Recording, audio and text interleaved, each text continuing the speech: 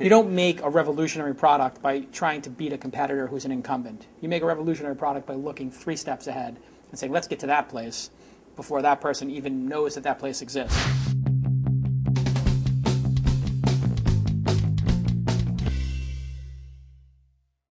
What goes into the making of a serial entrepreneur? Today we're talking to Jason Calacanis, founder of the Silicon Alley Reporter, Weblogs Incorporated, and Mahalo. And he's also one of the most controversial CEOs around. Jason Calacanis, welcome to Dog and Pony. Thanks for having me. It's a pleasure. All right, we're going to warm you up by doing this thing we call Once Around the Track. Once around the track. Okay. I ask you a series of questions. You give me quick answers. We'll do as many as we can in about 30 seconds. Here we go. Where'd you grow up? Brooklyn, New York. Do you read newspapers? Yeah, I read about 3 a day. Who's your favorite author? I like Michael Crichton and Viktor Frankl. What do you have against Sergey Brin? Nothing. Is Pinkberry actually Soylent Green? No, but it's very expensive. Coffee or tea? Lots of coffee. New York or LA? Both. Mac or PC? Formerly PC, now dedicated to the Mac. What superpower do you wish you had? Ability to stop time. What's the worst thing you've ever been called? I think a charlatan douchebag. Okay, you've been once around the track. Do we need another search engine? Well, you know, it's one of those things where sometimes you don't know how bad it is because you've been in such a bad situation for so long, like having a bad girlfriend or something like that. I don't know. I have no idea what you're talking about. No idea? No. You don't know how good it is until you get the good girlfriend. Like what Google did when they came along. Exactly. So when Google came along, people said, well, we have Magellan, we have Hotbot, we have Lycos, Yahoo. Why on earth do we need this? And, of course, they were 20, 30% better than what came before it. And that doesn't seem like a lot, actually, 20, 30%. But people do notice. People notice 10%, 15% is about 15% is sort of the statistical significant level when people can determine this is better. And so we think we can do that. Except we think we can do it maybe 4 or 5 times better, 400 or 500% better, because a human writing search results takes out all the spam, organizes it more. So anybody who's done a search for something in health, a product, or travel knows you find these like mediocre content sites. Like who publishes this, and you know, is this spam or not? And you have to sift through a lot of okay to bad sites to find the few good sites. But the truth is, on the internet today, you know, there's 10, 20 amazing sites out there. They're just, you know, split up amongst all the noise. So it'd be like walking to a street and there were 100 restaurants in 3 blocks.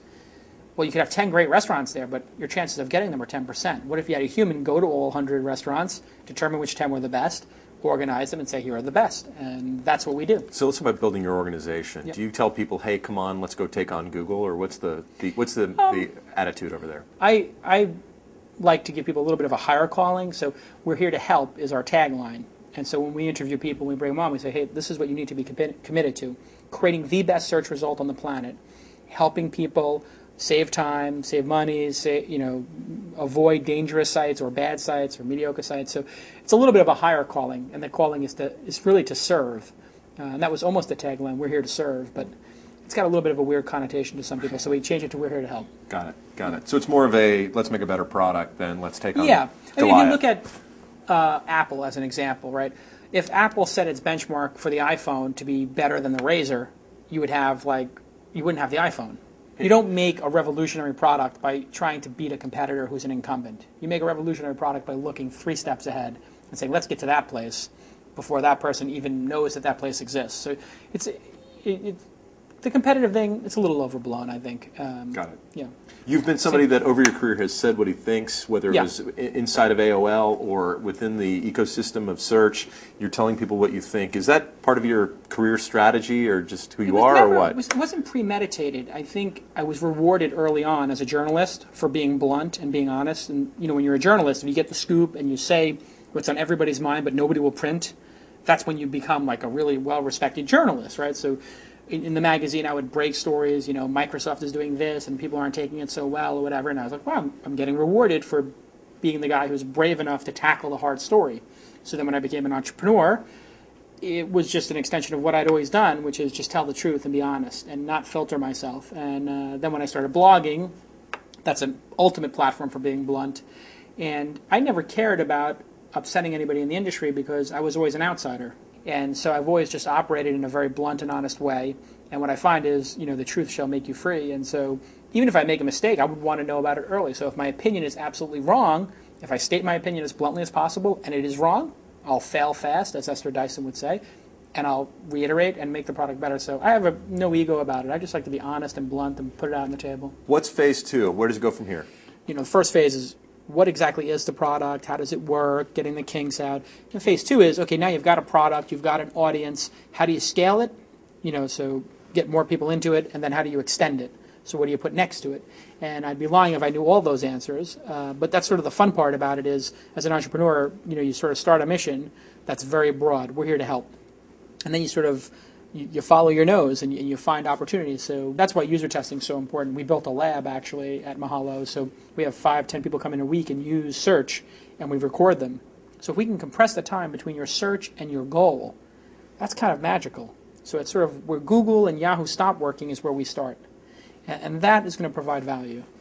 All right, Jason, time for a segment we call None of Your Business. Right. And that's where I ask you slightly impolite questions to which you can either shed light or tell me none of your business in as colorful a way as other people have. Or jump across the table. Or beat the crap out of me. Whatever you want to Brooklyn do. Bring it. You're getting a black belt in Taekwondo. I know that because I prepped, and I'm not looking to provoke you. Okay. That way. Anyway. Yes. All right. Here we go. At what age did you embrace your inner geek?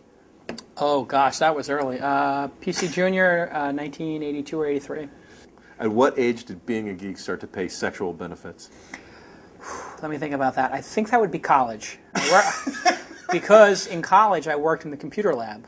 And in the computer lab, everybody has problems. WordPerfect, something's wrong, I lost my file. That's a great conversation starter when you can, How many millions do you have? How many millions? Of fans? Friends? However you want to interpret it. I'm Money's saying dollars. But, money's not important. Who's the biggest blowhard on the web? I don't know. Jeff Jarvis. All right, finally, Mark Cuban, sinner or saint? Oh, he's a saint. He's a great guy, actually. All right, before we wrap up, anything you want to plug? Anything I want to plug? Things to plug. Don't you have a search engine company now? Oh, yeah. I'm doing a search engine company called Mahalo. MAHALO.com, and it's human-powered search. Good stuff. So, yeah, it's a pleasure, All right. a pleasure being on the show. Jason Calacanis, CEO of Mahalo, and a whole lot of other stuff. Thanks for joining us on Dog and Pony. My As pleasure. always, if you've got questions, comments, or suggestions for upcoming guests, you can email me, Paul Ollinger, at paul@dogandpony.tv. Thanks for stopping by. See you next time.